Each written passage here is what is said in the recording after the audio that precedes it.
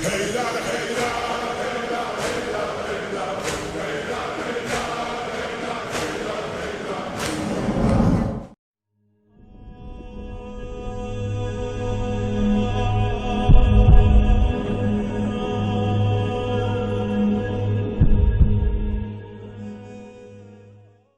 باللہ السمیع العلیم من الشیطان الرجیم بسم اللہ الرحمن الرحیم وصلی اللہ علیہ یا ولی العصر ادرکنا۔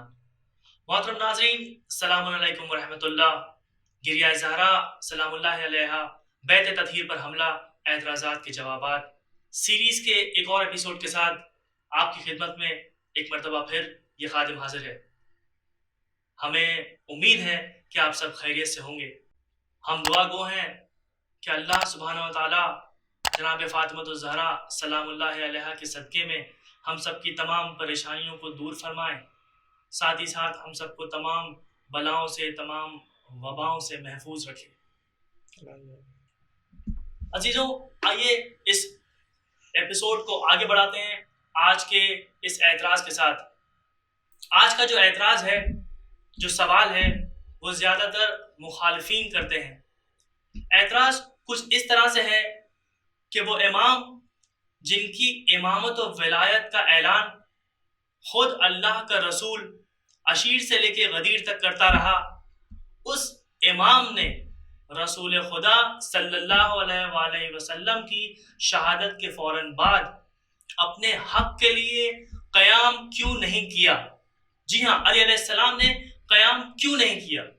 وہ علی علیہ السلام کہ جن کی بہادری کے چرچے فرش سے زیادہ عرش پر ہوتے ہوں، وہ علی علیہ السلام جن کے لیے خود اللہ سبحانہ و تعالیٰ آسمان سے ذوالفقار نازل کرے، وہ علی علیہ السلام کہ جنہوں نے بدر و حنین، خیبر و خندق جیسے اسلام کی بڑی جنگوں میں دشمن اسلام کو دھول چٹائی ہو، وہ شیر خدا امیر المومنین علی ابن ابی طالب علیہ السلام، انہوں نے اپنے حق کے لیے تلوار کیوں نہیں اٹھائی؟ یہ سوال ہے۔ اس سوال کا جواب، اس اعتراض کا جواب دینے کے لیے ہمارے ساتھ ہیں ہمارے برادر جناب سید کاظم صاحب۔ کاظم بھائی السلام علیکم ورحمۃ اللہ۔ وعلیکم السلام ورحمۃ اللہ۔ خیریت سب؟ الحمدللہ، دعا ہے۔ جیسا کہ آپ نے اس اعتراض کو سنا کہ مخالفین یہ اعتراض کرتے ہیں کہ علی علیہ السلام نے قیام کیوں نہیں کیا، تو ہم چاہتے ہیں کہ ہمارے ناظرین کو آپ تاریخ کے ذریعے، روایات کے ذریعے یہ بتائیں کہ اس کا جواب کیا ہونا چاہیے۔ اعوذ باللہ السمیع العلیم من الشیطان الرجیم، بسم اللہ الرحمن الرحیم، وصلی اللہ علیہ یا ولی العصر ادرکنا۔ ابو الحسن بھائی، سب سے پہلے لاکھ لاکھ شکر اس اللہ کا جس نے ہمیں ان سے محبت کرنے کی توفیق عطا فرمائی جن سے وہ اللہ خود محبت کرتا ہے۔ کروڑوں شکر اس معبود کا جس نے ہمیں ان لوگوں سے نفرت کا حکم دیا جن سے وہ اللہ خود نفرت کرتا ہے۔ ہم کیا، ہماری بساط کیا ابو الحسن بھائی؟ امامیہ کا عقیدہ ہے، اہل تشیع کا نظریہ ہے، اور ہمیشہ سے ہماری ایک روش رہی ہے کہ ہم ہر چیز کو ائمہ معصومین علیہ السلام کی نگاہ نظر سے دیکھتے ہیں۔ مذہب شیعہ خیر البریہ ہے، اس میں یا تو خداوند متعال کا قرآن چلتا ہے یا حضرت محمد مصطفیٰ صلی اللہ علیہ وآلہ وسلم اور ان کے جانشینوں کا فرمان چلتا ہے۔ اور کیوں کر ہم باب خیال کی طرف جائیں جبکہ ہمارے پاس امیر المومنین علی ابن ابی طالب علیہ السلام جیسا باب علم خود موجود ہو۔ ابو الحسن بھائی، آئے چلے اس اعتراض کے جواب کے لیے ہم خود امیر المومنین کے پاس چلیں اور اس کی وجہ دریافت کریں کہ اے دعوی سلونی فرمانے والے مولا، اس کے جوابات کو یا یہ جو اعتراض آپ دشمن یا مخالفین پیش کر رہے ہیں، اس کا جواب آپ خود فرمائیں کہ آپ نے کیوں قیام نہیں کیا۔ ابو الحسن بھائی، اب یہاں پہ میں آپ کے سامنے کتاب سلیم ابن قیس الہلالی سے ایک حدیث نقل کرنا چاہوں گا کہ جس میں امام علیہ السلام نے خود واضح طور پہ بتایا ہے کہ انہوں نے کیوں مخالفین کے سامنے بعد شہادت رسول خدا صلی اللہ علیہ وآلہ وسلم آپ نے کیوں مخالفین کے سامنے قیام نہیں کیا؟ کیا وجوہات تھیں؟ جی اب یہاں پہ سلیم ابن قیس الہلالی خود نقل کرتے ہیں کہ وہ امیر المومنین علیہ السلام کی خدمت میں حاضر تھے. اس وقت ایک شخص امیر المومنین کے پاس آتا ہے اور آنے کے بعد وہ یہ سوال کرتا ہے کہ اگر یا علی اگر آپ لوگوں کو جہاد پر آمادہ کرتے تو وہ تیار ہو جاتے. مطلب وہ امیر المومنین کو اکسا رہا ہے کہ مولا یہ آپ کی کہیں نہ کہیں آپ کی طرف سے کمی تھی، اگر آپ ان لوگوں کو آمادہ کرتے تو یقیناً وہ لوگ جہاد کے لیے آمادہ ہو جاتے. آپ نے قیام نہیں کیا ورنہ لوگ تو بالکل ریڈی تھے، وہ سارے لوگ راضی تھے آپ کی مدد کرنے. جی تو وہ اس طریقے سے وہ سوال کو امیر المومنین علیہ السلام کے سامنے پیش کرتا ہے. اس کے بعد خطیب ممبر سلونی امیر المومنین علی ابن ابی طالب علیہ السلام وہاں پر اس مقام پر کھڑے ہوتے ہیں اور خطبہ ارشاد فرماتے ہیں جس میں آپ سب سے پہلا جملہ یہ کہتے ہیں کہ میں نے تمہیں جہاد کے لیے آمادہ کیا لیکن تم آمادہ نہیں ہوئے. اور پھر آپ ارشاد فرماتے ہیں وَنَصَحْتُكُمْ فَلَمْ تَقْبُلُوا کہ میں نے تمہیں نصیحت کی تھی مگر تم لوگوں نے قبول نہیں کیا اس چیز کو. پھر اس کے بعد آپ ارشاد فرماتے ہیں وَدَعَوْتُكُمْ فَلَمْ تَسْمَعُوا کہ میں نے تمہیں دعوت دی تھی مگر تم لوگوں نے میری باتوں کو نہیں سنا. اور پھر ایک طولانی خطبہ ہے. اس کے بعد امیر المومنین حالات کو پیش کرتے ہیں، اس زمانے کے حالات کو کہ ایک کے بعد ایک کیا حالات پیش آتے گئے. اور اس کے بعد امیر المومنین جب خطبہ دیتے رہتے ہیں تو وہاں پہ اشش ابن قیس بھی موجود تھا. وہ وہاں پہ تنزیہ لہجے میں امیر المومنین کو پوچھتا ہے، یہ سوال کرتا ہے امیر المومنین سے فما منعک ان تضرب بسیفک کہ پھر کس چیز نے یا علی پھر کس چیز نے آپ کو تلوار چلانے سے روکا. یہ تنزیہ لہجے میں امیر المومنین سے سوال کر رہا ہے. امام یہاں پہ رکتے ہیں اور اشش ابن قیس کو کہتے ہیں کہ اے قیس کے بیٹے اب تو نے سوال کیا ہے تو اس کا جواب بھی سنتا جا. پھر امام یہاں پہ فرماتے ہیں لم یمنعنی من ذالک الجبن کیا فرماتے ہیں نہ مجھے بزدلی نے روکا تلوار چلانے سے. اور پھر آگے فرماتے ہیں ولا کراہیت للقاء ربی اور نہ مجھے اپنے خدا سے ملاقات میں کوئی کراہیت محسوس ہو رہی تھی، یعنی میں شہادت سے نہیں ڈر رہا تھا. یہاں پہ امیر المومنین اپنی بہادری کو بتانا چاہ رہے ہیں. اور کیوں کر میرا مولا موت سے گھبرانے لگا؟ کیا لوگوں کے ذہن میں شب ہجرت نہیں ہے کہ جب میرا مولا موت کے بستر پہ اطمینان کی نیند کے ساتھ سوتا ہوا نظر آیا تھا؟ کیا یہ اس بات کی گواہی نہیں تھی کہ امیر المومنین موت سے نہیں ڈرتے تھے؟ پھر اس کے بعد کیا دنیا بھول گئی کہ میرا مولا کس طرح مخالفین کو پیس کے رکھ دیا کرتا تھا اور کس طرح انہیں ریزہ ریزہ اور متفرق کر دیا کرتا تھا جیسے ایک طوفانی آندھی چیزوں کو منتشر کر دیا کرتی ہے؟ کیا دنیا بھول گئی کہ جب میرا مولا اپنی تلوار کو فضاؤں میں لہراتا تھا تو دشمن کی بیواؤں کے سروں پر چادر ڈالنے والا کوئی مرد نہیں بچتا تھا؟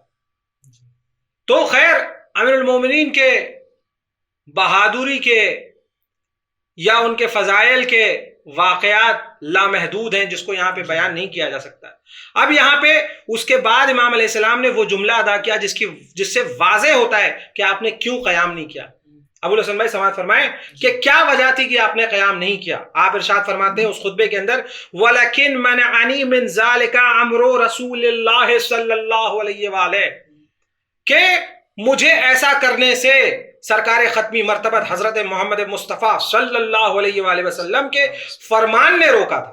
اور پھر آگے آپ ارشاد فرماتے وَعَهْدُهُ إِلَيَّ اور مجھ سے وعدہ لیا تھا انہوں نے. رسول اللہ نے امیر المومنین ارشاد فرما رہے کہ انہوں نے مجھ سے وعدہ لیا تھا.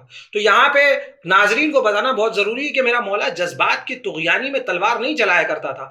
اور اس کی مثال ہم لوگ جنگ خندق میں اگر آپ دیکھیں اب عمر ابن عبدود کے سامنے اس کی مثال کو ہم نے دیکھا ہے.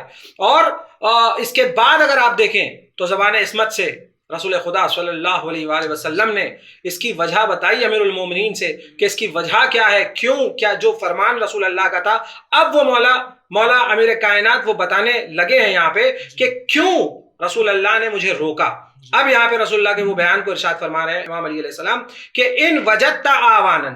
رسول اللہ نے امیر المومنین سے کہا کہ ان وجدت آوانن کہ یا علی اگر آپ کو آوان و انصار ملے فنبذ الیہم وجاہدہم تو آپ ان سے جہاد کرنا. مطلب یہاں پہ رسول اللہ بتانا چاہ رہے ہیں کہ اگر آپ کے پاس لوگ آپ کی مدد اور نصرت کے لیے آئیں تب آپ جہاد کرنا. اور پھر آگے فرما رہے ہیں وَإِن لَمْ تَجِدْ آوَانًا، اگر آپ کو آوان و انصار نہ ملے تو کیا کرنا یا علی؟ فَقْفُفْ يَدَكَ، تو آپ اپنے ہاتھ کو روک لینا. پھر آگے فرما رہے وَحْقِن دَمَعَكَ، اور آپ اپنی جان کو بچانا. اور پھر آگے ارشاد فرما رہے ہیں حَتَّى تَجِدَ عَلَىٰ إِقَامَةِ الدِّينِ وَكِتَابِ اللَّهِ وَسُنَّتِهِ، اور جب تک کا آپ کو آوان و انصار نہ ملے تب تک کا آپ دین کو، اللہ کی کتاب کو اور سنت کو قائم نہیں کرنا. اب یہاں پر رسول اللہ امیر المومنین کو یہ بتانا چاہ رہے ہیں کہ یا علی، میری شہادت کے بعد اگر آپ کو آوان و انصار ملے تب تو آپ قیام کرنا، اگر آپ کو آوان و انصار نہ ملے تو آپ قیام نہ کرنا.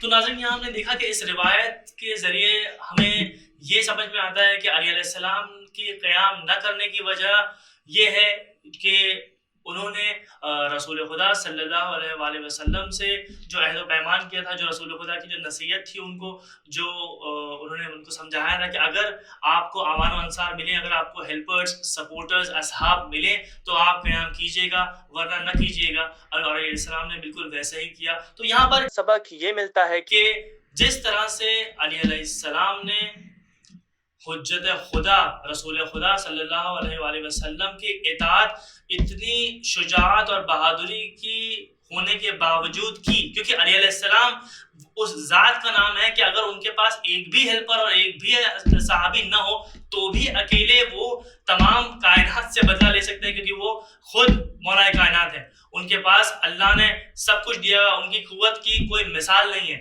لیکن یہاں پر جو چیز ہمیں دیکھنے ملتی ہے وہ اطاعت رسول خدا.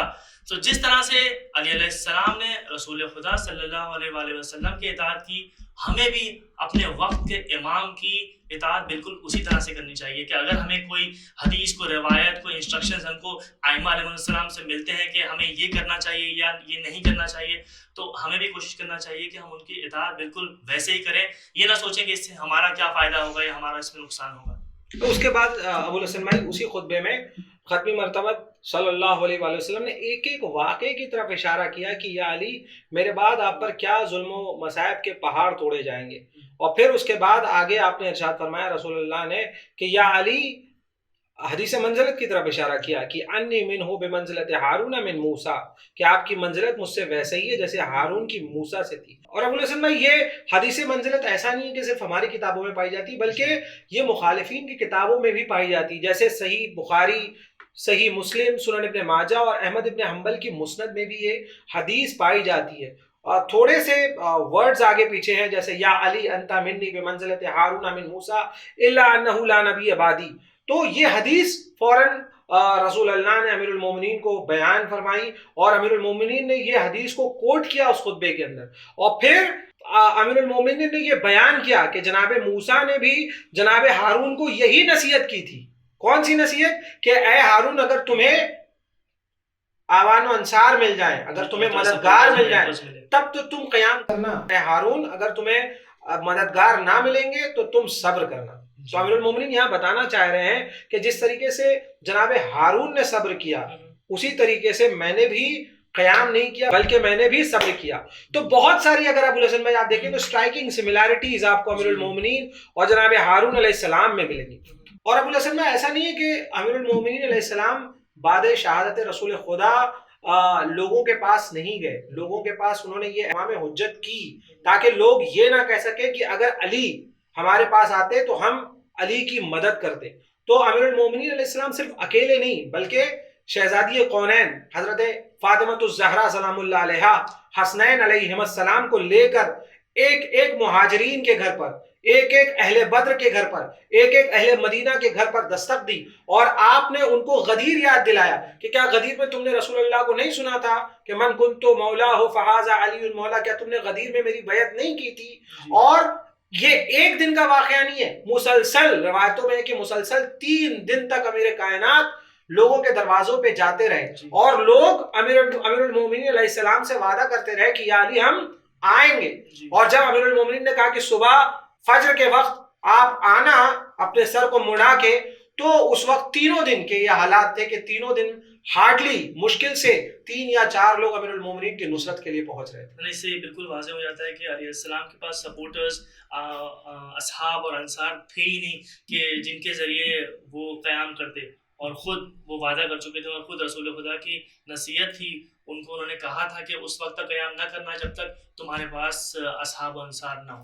اور علامہ مجلسی علیہ الرحمہ نے بہار الانوار کے اندر کشی سے نقل کرتے ہیں کہ امام صادق علیہ السلام سے یہ روایت نقل کرتے ہیں کہ ارتد الناس الا ثلاثۃ, کہ تمام لوگ مرتد ہو گئے سوائے 3 کے. وہ 3 کا نام بھی اس حدیث میں آیا ہے کہ جناب ابوذر علیہ السلام کا, جناب سلمان علیہ السلام کا, جناب مقداد علیہ السلام کا. تو صرف 3 لوگ کے علاوہ باقی تمام لوگ جو مدینے میں موجود تھے تمام کے تمام لوگ مرتد ہو گئے. اور روایتوں میں یہ تعداد 18 تک پائی جاتی کہ 18 لوگ صرف بچے تھے ایمان کے ساتھ, باقی تمام مدینہ یا تمام اہل اسلام جو تھے اس زمانے میں تمام کے تمام لوگ مرتد ہو گئے تھے. اس کے بعد ابو الحسن بھائی جناب امیر نے پھر سے اپنی بہادری کا ذکر کیا اور ارشاد فرمایا, اے قیس کے بیٹے, کیا تم نے بصرے کے روز مطلب جنگ جمل میں مجھے کمزور اور بزدل پایا؟ پھر اس کے بعد یہاں صرف خالی جنگ جمل کا تذکرہ نہیں کیا امیر المومنین نے, پھر اس کے بعد امیر المومنین نے صفین کا بھی ذکر کیا وہاں پہ کہ ہم نے وہاں پہ 50,000 لوگوں کو واصل جہنم کیا, اور پھر کہا کہ تم نے وہاں پہ مجھے کیسا پایا, کیا تم نے مجھے بزدل پایا؟ نہیں. پھر اس کے بعد خالی صفین کا ذکر نہیں کیا امام علیہ السلام نے, بلکہ نہروان کے بارے میں بھی اس سے پوچھا کہ نہروان میں تم نے مجھے کیسا پایا. اور بار بار اس خطبے کے اندر امام علیہ السلام یہ اصرار کرتے رہے کہ کاش اگر مجھے لوگ مل جاتے, مددگار مل جاتے تو یقیناً میں قیام کرتا. ابو الحسن بھائی یہاں پہ دیکھیے آپ کیا جملے ہیں. سلیم ابن قیس الہلالی فرماتے ہیں یوم عزن من شیعت علی احد, سلیم فرماتے ہیں کہ اس دن جناب امیر علیہ السلام کے شیعوں میں سے کوئی ایسا نہ تھا الا تحلل وجہہ, کہ جس کا چہرہ روشن, ہر کسی کا چہرہ روشن تھا اس وقت. وفرحا بمقالتہ, اور ان کے دل خوش تھے. مطلب وہاں پہ جتنے لوگ بیٹھے تھے جب امیر کائنات اس خطبے کو بیان کر رہے تھے, جتنے امیر المومنین کے چاہنے والے تھے, تمام لوگ خوش تھے کہ امیر المومنین علیہ السلام نے اس کی وجہ پیش کی کہ انہوں نے قیام کیوں نہیں کیا.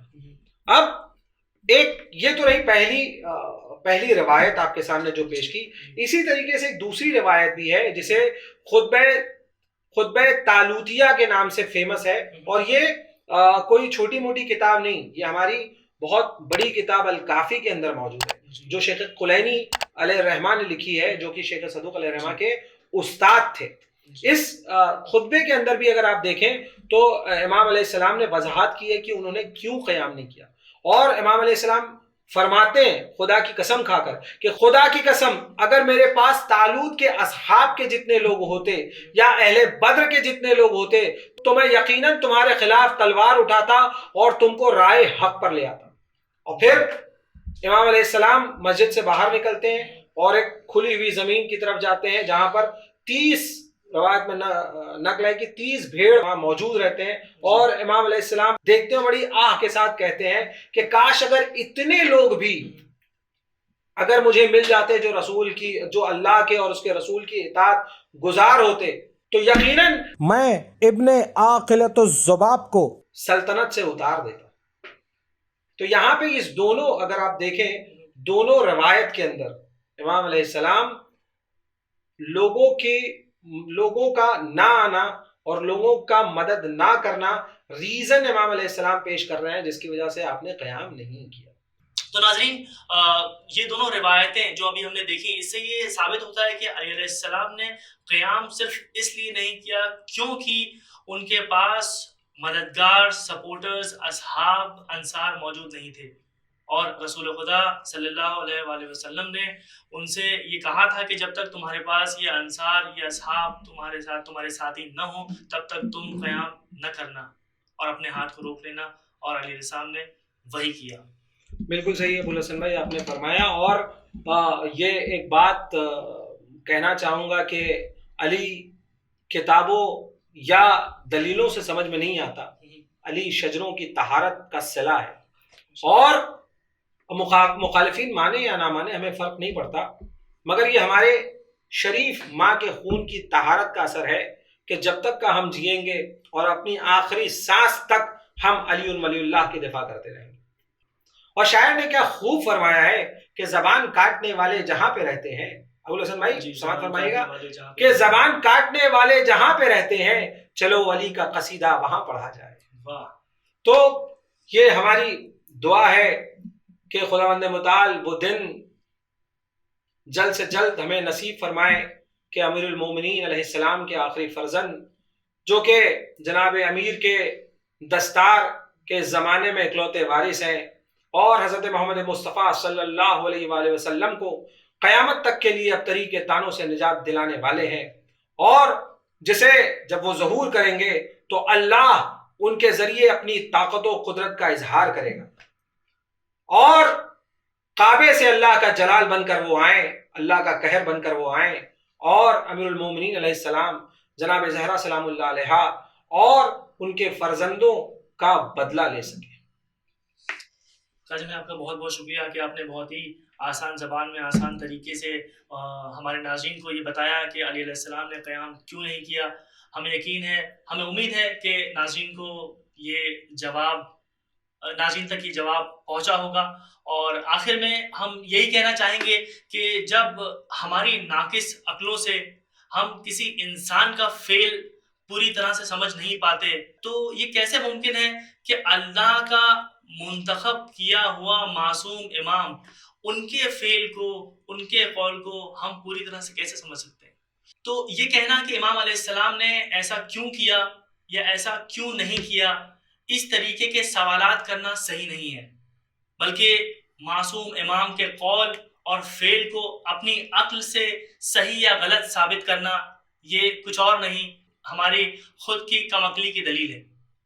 اور آخر میں یہ بھی کہنا چاہیں گے کہ دشمن مسلسل یہ کوشش کرتا رہتا ہے کہ ایسے اعتراضات کے ذریعے ہم شیعوں کے ذہنوں میں علی علیہ السلام کی امامت اور ولایت اور ان کی شجاعت کے بارے میں کچھ شکوک پیدا کر دے اور ایک سوالیہ نشان، ایک کوشچن مارک ڈال دے.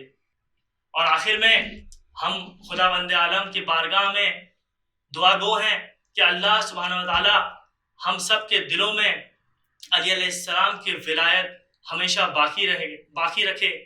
جب تک ہماری سانسیں چلتی رہیں تب تک ہم یا علی کرتے رہیں، اور جب اس دنیا سے آخرت کا سفر طے کریں اس وقت سامان سفر میں کچھ ہو یا نہ ہو لیکن ولایت آل محمد، ولایت امیر المومنین ضرور اور ضرور ہو.